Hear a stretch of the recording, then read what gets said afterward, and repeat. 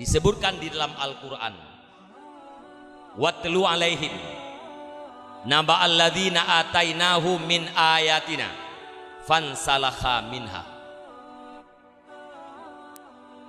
Allah Subhanahu wa taala mengatakan kepada Nabi Muhammad, Muhammad, ceritakan olehmu, bacakan olehmu tentang berita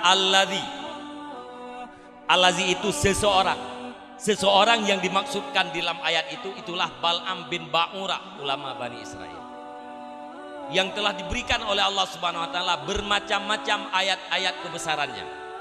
Tapi akhirnya fansalakha minha, Bal'am bin Ba'ura itu keluar daripada nikmat Allah sama seperti keluarnya ular daripada sarang. Artinya benar-benar keluar habis daripada ayat-ayat kebesaran Allah. Padahal Bal'am bin Ba'ura itu adalah mustajabah doa yang didoakan oleh Bal'am bin Ba'ura diijabah oleh Allah Subhanahu wa taala bagaimana yang diminta, dan waktu yang diminta oleh Bal'am langsung dijabah oleh Allah Subhanahu wa taala.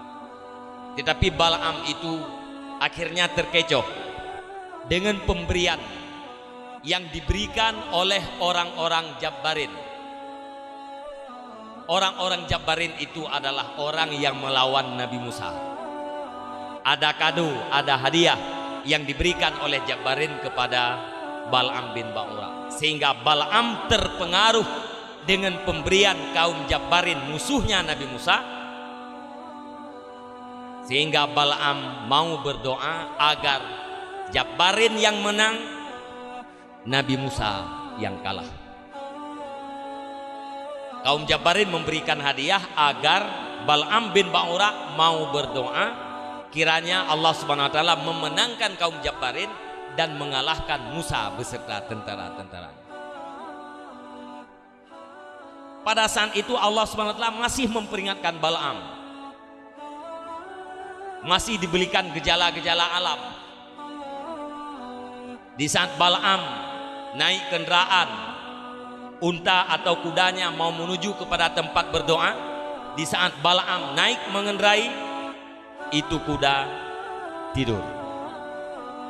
Bal'am turun, kuda itu bangkit, bangun lagi. Naik lagi Bal'am, kuda kembali tidur. 3 kali demikian berulang-ulang. Bal'am memukul kudanya. Pada saat Bal'am memaksakan kudanya agar berjalan, Allah Subhanahu wa taala memberikan kekuasaan kepada kuda, mampu berbicara dengan Bal'am. Kata kuda, wahai Bal'am, Anda ini mau kemana? Sudahkah Anda berpikir apa akibat yang akan terjadi apabila Anda berdoa kemenangan terhadap kaum Jabbarin, kekalahan terhadap Nabi Musa? Bal'am diam, tidak menjawab apa-apa. Lantas kuda berangkat menuju kepada tempat berdoa. Bal'am berdiri di depan, para kaum Jabbarin berada di belakang. Bal'am berdoa, ya Allah, menangkan Musa, kalahkan Jabbarin. Sebagian daripada tokoh-tokoh Jabbarin mulai linglung, apa yang didoakan Nabi Musa? Bal'am, yang perlu kita berdoa menang Jabbarin, kalah Musa. Seolah-olah yang dibacakan oleh Bal'am menangkan Jabbarin, menangkan Musa, kalahkan Jabbarin. Kali yang kedua Bal'am mengatakan, ya Allah, berikan kemenangan terhadap Nabi Musa dan kalahkan kaum Jabbarin. Sudah jelas didengar oleh makmum Jabbarin dari belakang. Dia menegur, Bal'am, yang kita butuh adalah doa kemenangan Jabbarin, bukan kemenangan Musa. Sedangkan yang engkau bacakan adalah kemenangan terhadap Musa, kekalahan terhadap Jabbarin. Ulangi kembali.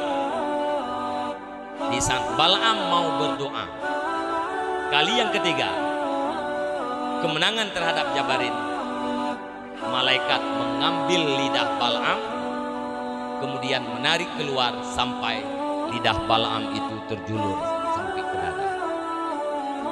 Rupanya kali pertama Bal'am itu punya rencana berdoa agar menang Jabbarin.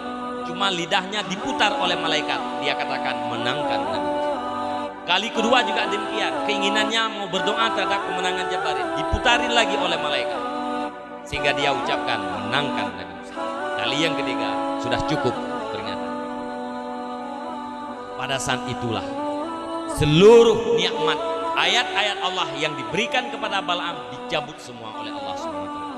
Makrifah yang ada di dalam kalbunya dicabut oleh Allah Subhanahu wa taala. Itu salah satu contoh, salah satu bukti bahwa Bal'am itu tidak tahu kadar nikmat yang diberikan oleh Allah Subhanahu wa taala, sehingga dia terpengaruh condong hatinya kepada pemberian yang diberikan oleh kaum Jabarin.